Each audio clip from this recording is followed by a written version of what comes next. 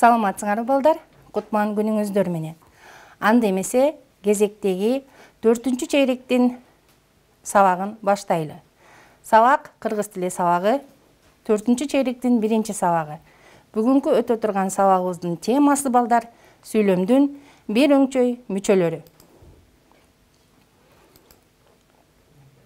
Анда эмесе бардыгы жакшы болот деген ой менен сабагыбызды баштайлы. Мен бүгүнкү сабакты кыргыздын белгилүү акыны, илимпозу Казым Тыныстановдун өз элиңди, өз тилиңди, өз жериңди, өз ата салтыңды үйрөн, бил, жана аны көздүн карегиндей аяр сакта деген сөз менен баштагым келип турат. Касым Тыныстанов агабыз айткандай эле, тилибиз ал биздин өмүрүбүз, көрөр күнүбүз, ичер суубуз. Сабакка мен атайын ураан коюп койдум. Кайда болбоюн, кандай болбоюн, дайыма окуйм, изденем, үйрөнөм. Анда үй ишин текшерип алсак, биз 3-чү чейректе балдар синтаксистин 8-чи класстар үчүн синтаксисти баштаганбыз. 8-чи класстар үчүн окуу куралынын 169-чу беттеги суроолор жана тапшырмаларын аткарып келүү боюнча бат-баттан үй ишин текшерип эсибизге салып алалы. Сүйлөм мүчөлөрүнүн баш жана айкындооч болуп бөлүштүрүүнүн себеби эмнеде? Сүйлөмдө кандай милдет аткарат? Сиз сүйлөм болушу мүмкүнбү балдар? Баяндооч сүйлөмдүн башында же ортосунда келиши мүмкүнбү? Аныктооч сүйлөмдүн кайсы мүчөсүнө таандык? Жандама мүчө деген эмне? Бышыктооч анын аныктооштон жалпылыгы жана айырмачылыгы. Толуктооч анын тике жана кыйыр болуп бөлүнүшү. Ушул суроолорго өз алдыбызча бир сыйра кайталоо менен анда кийинки сабагыбызга көңүл буралы. Бүгүнкү сабагыбызда балдар максат коюп алалы. Анда биздин максатыбыз сүйлөмдүн бир өңчөй мүчөлөрүн таба билүүгө үйрөнүшөт. Аларды кайсы сөз байланыштырып турарын табышат. Схемасын чие билишет. Кыргыз тилин сүйө билишет, барктай билишет. Бир өңчөй мүчөлөр боюнча эмнени билүү керек жана окуучу эмне кыла алат.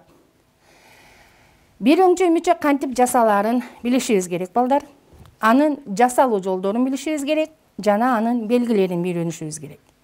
Ал эми сабактын аягында сен эмне кыла алам, же болбосо ушул нерселерди жасай алам деген ойго келсең, анда сен бүгүн сабакта өз максатыңа жеттиң.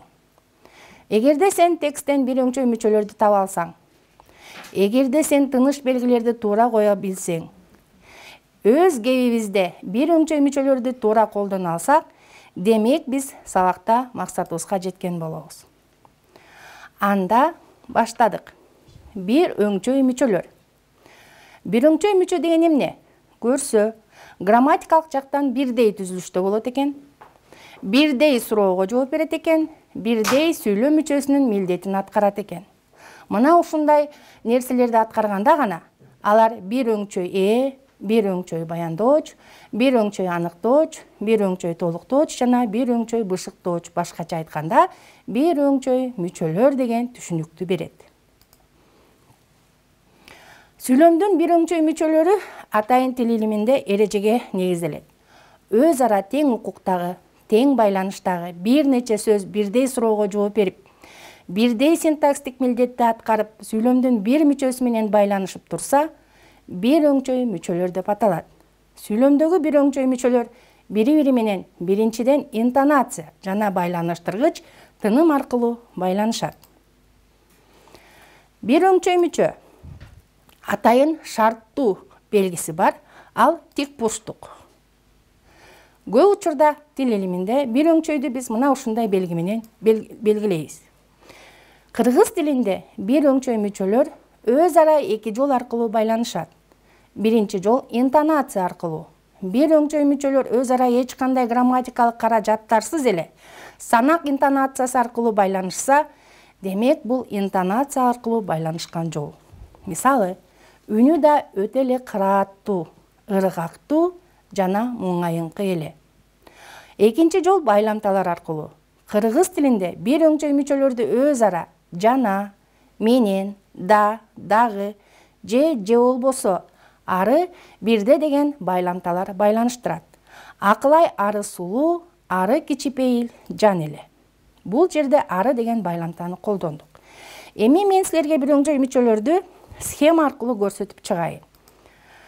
Бир өңчөй бир өңчөй баяндооч, бир өңчөй аныктооч, бир өңчөй толуктооч, бир өңчөй бышыктооч. Синтаксистик кызматтары көрсөтүлүп турат. Бир өңчөй мүчөнүн бир өңчөй ээсине токтололу.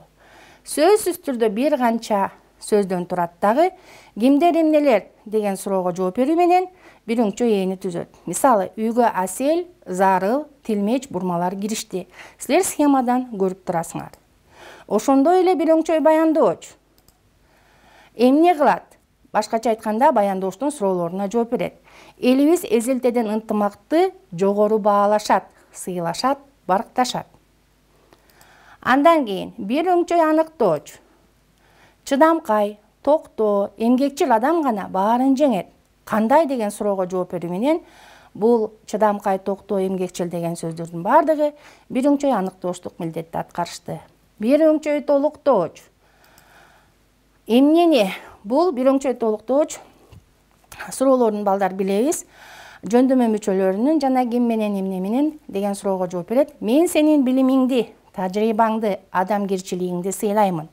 Билимиңди, тажрыйбаңды, адамгерчилигиңди. Бул жерде эмнени деген суроого жооп берүү менен бир өңчөй толуктоошту түздү. Бир өңчөй мүчө, бир өңчөй бышыктооч. Бүгүн, эртең жаан жайт. Качан жаан жайт? Бүгүн, эртең. Демек, балдар, менин оюмча, силер бүгүн бир өңчөй мүчөлөр боюнча толук маалымат алдыңар. Эми ошол алган маалыматты, алган билимибизди текшериш үчүн, же болбосо бышыкташ үчүн атайын көнүгүүлөр берилген. Сөз айкашынын тутумундагы сөздөр бири-бири менен байланыштын көп чекит коюлгандагы кандай жолдор аркылуу тутумдашат? Мына ушул жерде көп чекиттин ордуна, балдар, силер өзүңөр кайсыл сөздөрдү, же болбосо бир өңчөй мүчөлөрдү коет элеңер? Ойлондуңар, Мен анда жообун бере берейин. Сөз айкашынын тутумундагы сөздөр бири-бири менен ыкташуу, ээрчишүү, башкаруу, таандык байланыштар аркылуу тутумдашат. Башкача айтканда, бир өңчөй аныктооштор кайсы деген суроого жооп берет. Экинчи тапшырмага көңүлүбүздү буралы. Көнүгүүдөгү сүйлөмгө дидактикалык чыгармалардын түрүнө эмнелер же болбосо кайсы чыгармалар кирет? Ойлондукпу? Анда мен жообун бере берейин. Дидактикалык чыгармалардын түрүнө макал лакаптар, табышмактар, үлгү ырлар кирет. Синтаксистик талдоодо биз эмнелер кирет деген суроо беребиз дагы. Бул көнүгүүнү бул сөздөргө, кызыл менен белгиленип турган сөздөргө эмнелер деген суроо берип, бир өңчөй экендигин аныктайбыз. Сөздүн курамы эмнеден турат? Бул нерседе биз кыргыз тилин дагы эске салып жатабыз. Сөздүн курамы уңгу жана мүчөдөн турат.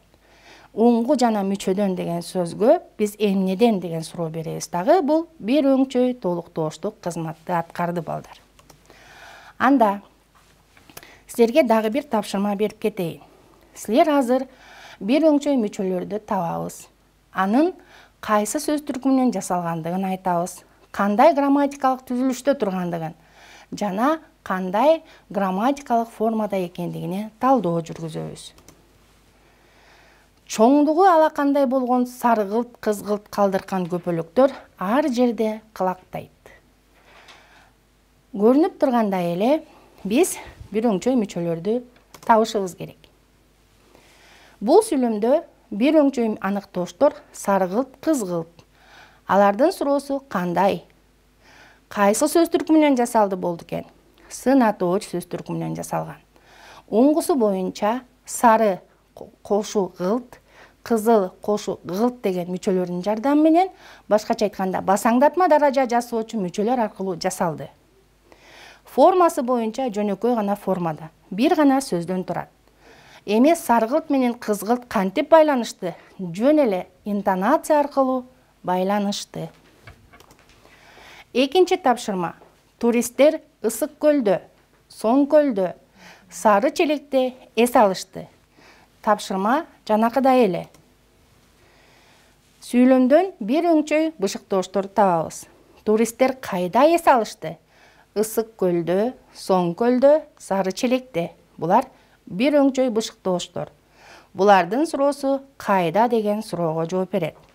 Татаал зататооштордон жасалды. Ысык көл кошууда, башкача айтканда жатыш жөндөмөнүн мүчөсү, Соң көл кошууда, Сары Челек кошууда.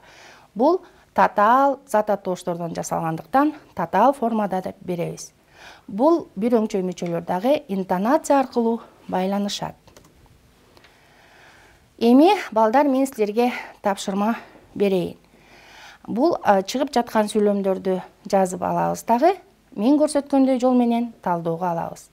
Кыйын убактарда да, кубанычтуу күндөрдө да биз бирге болушубуз керек. Чалыкканда, чарчаганда курортко барып эс алам. Акман өтө чебер, өтө кылдат козголду. Рахмат балдар, көңүл бурганыңарга чоң рахмат. Төмөндөгү видео сабактарды ЛТР Маданият каналынын YouTube баракчасына катталып көрсөңүздөр болот. Эмкиде көрүшкөнчө сак саламатта болуңуздар.